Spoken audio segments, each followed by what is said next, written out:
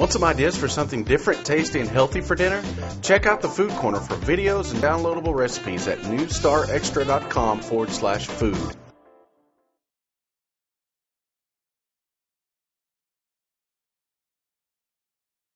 I have endorsed that response and urged the Republican majority to adopt that as something that is meaningful. Some of the responses in the back said, well, it's a very small amount of revenue that will be going back into the pockets of Oklahoma.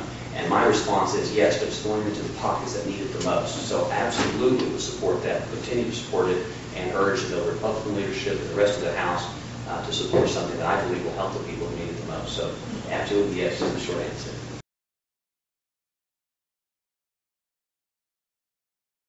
I do support it. I believe, though, that we must offset it somewhere to cover the lost revenue, as we do have a statutory budget, and we must continue to probably fund our education and correction facilities, roads. Our roads and bridges haven't been fixed in years. We do need to reduce the taxes on groceries, because that does affect so many people, but we must offset it with an increase somewhere. Thank you, David.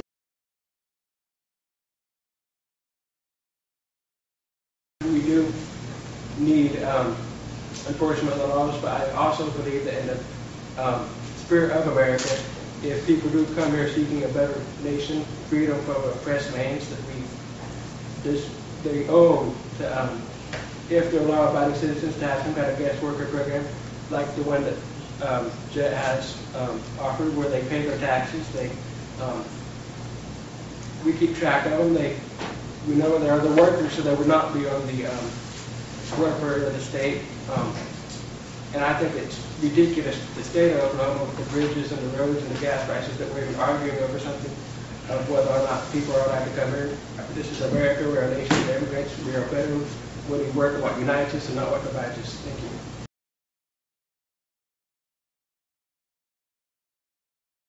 Absolutely not. In my legislative debates would demonstrate that. I'm not in favor of making this a sanctuary state. I am in favor of fixing the problem properly where the problem started. That is in Washington, D.C., with our federal leaders taking the problem and resolving it. I'm completely opposed to allocating funds that should be going to roads and bridges and to education and trying to put a Band-Aid on a national problem, spending taxpayers' money from Oklahoma to try to fix a federal problem that will end up with no result and actually be destructive to the state. So, no.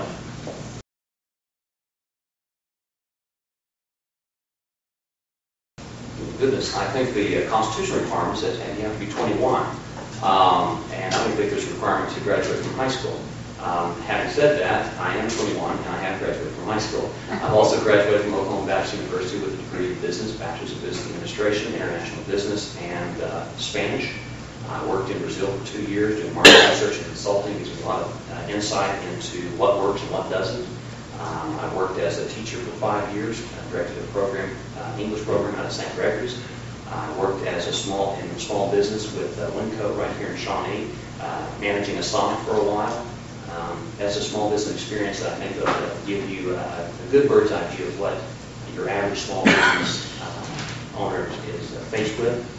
I've also, I might add, been endorsed by the National Federation of Independent Businesses, the Voice for Small Businesses, because of my legislative track record. So I'm a father and a businessman. I run my own business. I taught, and those are my qualifications and real world experience.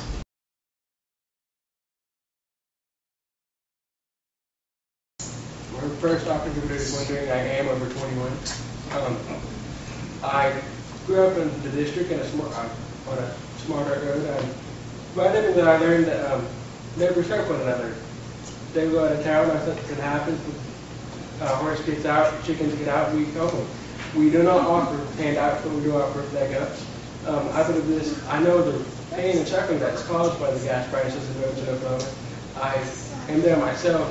I work in a machine shop with many people, just like many of y'all, who do not have the opportunities that much for have. That's fight the struggle, just paycheck to paycheck in Oklahoma. And I believe that I bring a average person's perspective to the state that is much missing than what we have. Thank you.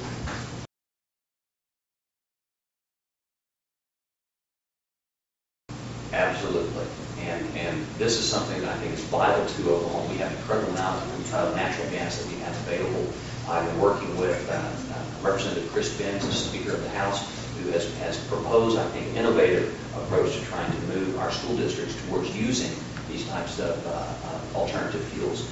That is something that will both help our own local industry as well as help our schools that are really being beleaguered with the increased prices of gasoline. So absolutely support the boom picking plan, and would like to see us move towards independence and mobilizing our own industry to get our people back to work.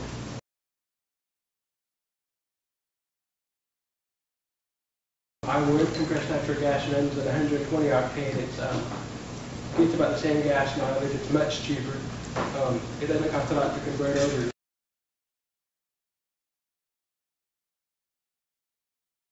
No, I don't believe in a clean coal. It uses the same process that I would like to use to do our waste. I think using my plan would be way much better than clean coal.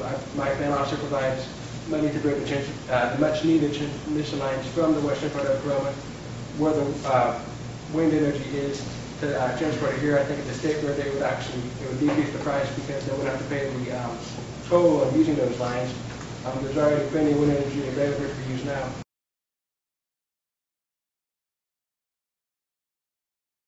I would support a mixed portfolio for providing our energy needs. I think that at the end of the day, what we do not have, we cannot afford is blackouts or brownouts for people who need energy to take care of their food in the refrigerator and heating and fuel. So I would support a mixed portfolio for that, absolutely.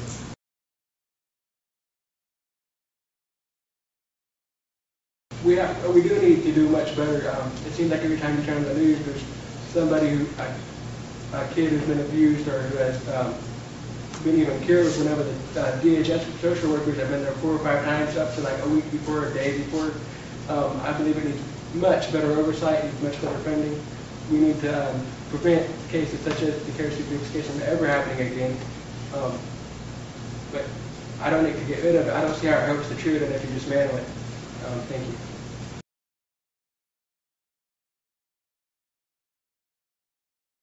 No, I do not. I do believe that DHS provides some key services that are important. When families begin to disintegrate, you need to have certain services available to help give them some support. Having said that, I've had to lock horns on a number of occasions with DHS when they haven't done what they need to be doing, and they have actually been destructive to the family unit. And it took me a year and a half to get a family reunited once they were separated because DHS didn't want to admit that they made a mistake.